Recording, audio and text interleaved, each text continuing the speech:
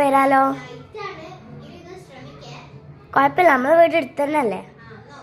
ആ ശരി.